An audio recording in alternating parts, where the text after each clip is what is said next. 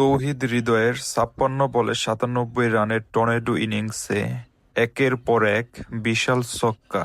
রাজশাহীর বিশ্বমানের bowling line আপকে যেভাবে তিনি এক হাতে শাসন করলেন তা এক কথায় অবিশ্বাস্য।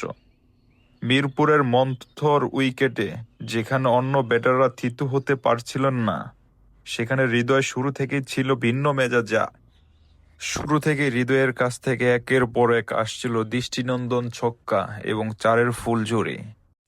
হৃদয়ের কবজির জোর আর টাইমিং, রাজশাহীর পেসারদের গতির সুবিধা নিয়ে যেভাবে তিনি থার্ডম্যান আর ফাইন লেগ দিয়ে বাউন্ডারি আর ছক্কা মেরেছেন, তা ছিল চোখের শান্তি।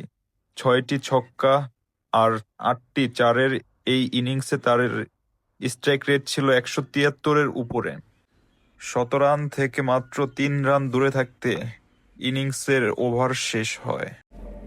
কিন্তু সেই আক্ষেপ ছাপিয়ে বড় হয়েছিল তার ইম্প্যাক্ট। ২০২৬ বিশ্বকাপে কি এই হৃদয় হবে বাংলাদেশের তুরুপের তাস? আপনার কি মনে হয়? কমেন্টে অবশ্যই জানিয়ে দিবেন।